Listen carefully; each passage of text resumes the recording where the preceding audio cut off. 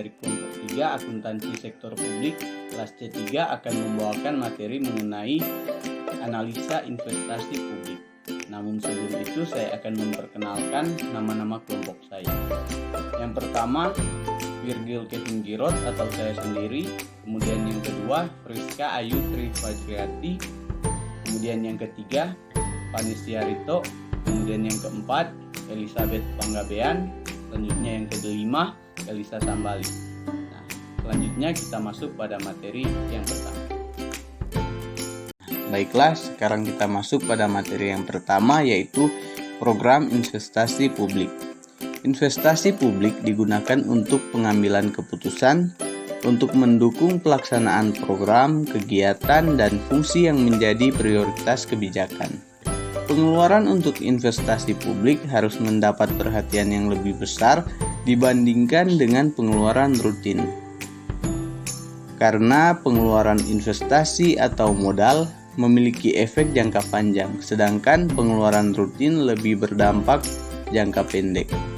Kesalahan dalam melakukan pengambilan keputusan investasi tidak saja akan berdampak pada anggaran tahun berjalan, namun juga akan membebani anggaran tahun-tahun berikutnya. Materi selanjutnya yaitu penentuan kebutuhan investasi publik. Penentuan kebutuhan investasi publik berkaitan dengan jumlah anggaran yang akan ditetapkan bagi masing-masing unit organisasi.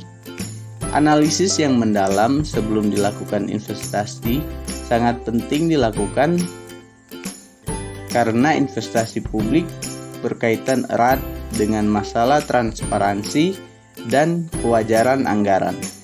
Ada beberapa cara dalam menggolongkan asal-usul investasi. Salah satu penggolongannya adalah yang pertama investasi penggantian, kemudian yang kedua investasi penambahan kapasitas, selanjutnya investasi baru. Selanjutnya, aspek kelayakan investasi. Aspek kelayakan investasi ini terbagi menjadi 4. Yang pertama, aspek teknis. Merupakan bagian penting dari analisis investasi yang harus dipertimbangkan. Jika suatu usulan investasi sudah tidak layak dilihat dari aspek teknisnya, maka usulan tersebut menduduki prioritas pertama untuk ditolak. Yang kedua, aspek sosial dan budaya. Aspek sosial budaya ini menyangkut pertimbangan pendistribusian pelayanan secara adil dan merata, sehingga mampu memberikan manfaat yang besar bagi masyarakat. Aspek sosial budaya mencakup juga aspek legal dan lingkungan. Yang ketiga, aspek ekonomi dan finansial. Pertimbangan aspek ekonomi meliputi kegiatan menganalisis apakah suatu proyek yang diusulkan akan memberikan kontribusi yang nyata terhadap pembangunan perekonomian secara keseluruhan dan apakah kontribusinya cukup besar dalam menentukan penggunaan sumber-sumber daya yang digunakan. Aspek finansial menerangkan pengaruh-pengaruh finansial dari suatu proyek yang diusulkan. Dan yang terakhir, aspek keempat, yaitu aspek distribusi. Keputusan investasi merupakan keputusan yang perlu dikaitkan dengan masalah distribusi pelayanan publik secara adil dan merata. Selanjutnya, faktor-faktor yang mempengaruhi investasi publik. Yang pertama, tingkat diskonto. Diskonto atau discounting adalah proses untuk mengkonversi satu atau serangkaian arus pendapatan mendatang menjadi nilai kini. Faktor diskonto adalah nilai kini dari $1 atau rupiah yang diterima di masa mendatang. Yang kedua, inflasi. Penilaian investasi harus memperhitungkan perkiraan tingkat inflasi. Yang ketiga, resiko dan ketidakpastian. Required rate of return akan semakin tinggi jika resiko investasi naik. Yang keempat, ada capital rationing. Keadaan ketika organisasi menghadapi masalah ketersediaan dana untuk melakukan pengeluaran investasi. Dalam keadaan seperti ini, Terdapat beberapa alternatif investasi yang dapat dilakukan, akan tetapi tidak tersedia cukup dana untuk membiayai investasi-investasi yang diajukan. Oleh karena itu, harus dilakukan perankingan investasi.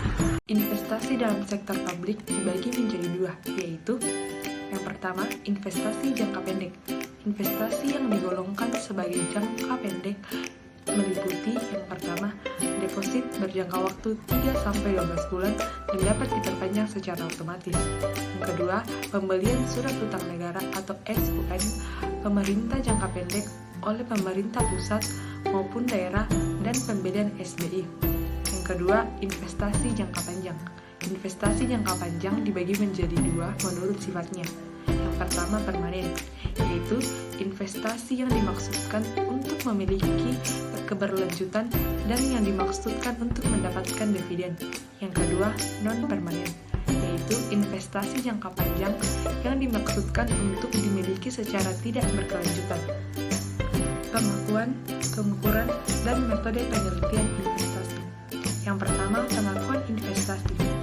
Ekstensi dari kepastian yang cukup bahwa manfaat ekonomi yang akan datang atau jasa potensial yang akan diperoleh memerlukan suatu jaminan bahwa suatu entitas akan memperoleh manfaat dari aset tersebut dan akan menanggung risiko yang mungkin akan timbul.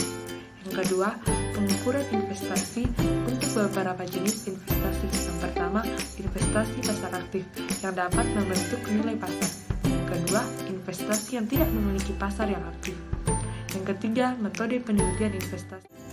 Pelepasan dan pemenuhan investasi. Pelepasan investasi pemerintah dapat terjadi karena perjualan atau pelepasan hak karena peraturan pemerintah dan sebab-sebab lainnya. Pelepasan investasi pemerintah dapat dilakukan hanya terhadap sebagian investasi.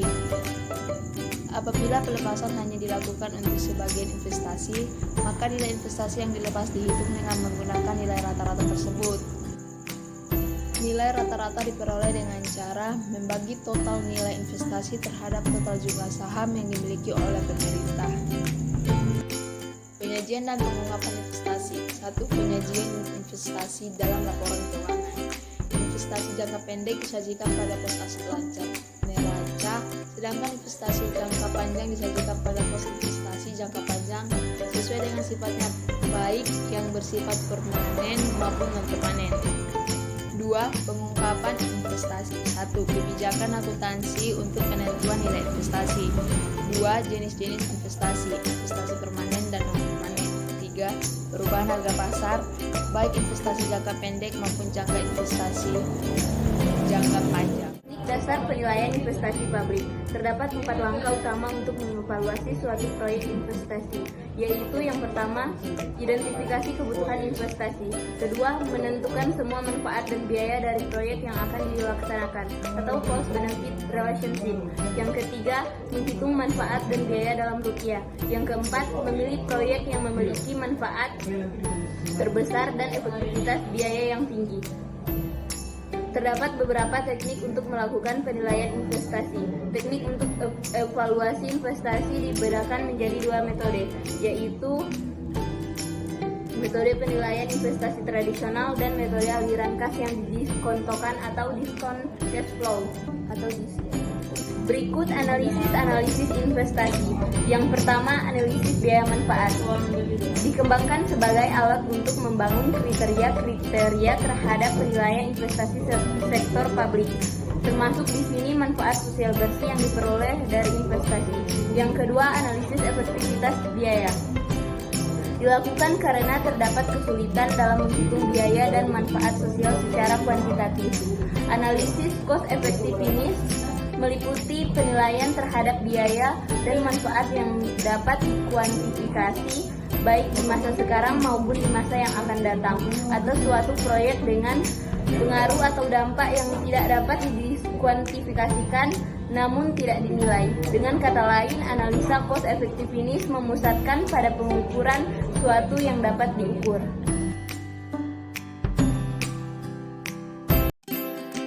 Demikianlah materi dari kami, kelompok 3 akuntansi sektor publik, kelas C3, dan apabila ada kesalahan penyampaian materi, kesalahan kata mohon dimaklumi, dan semoga apa yang kami jabarkan dalam video ini boleh dapat bermanfaat bagi teman-teman sekalian.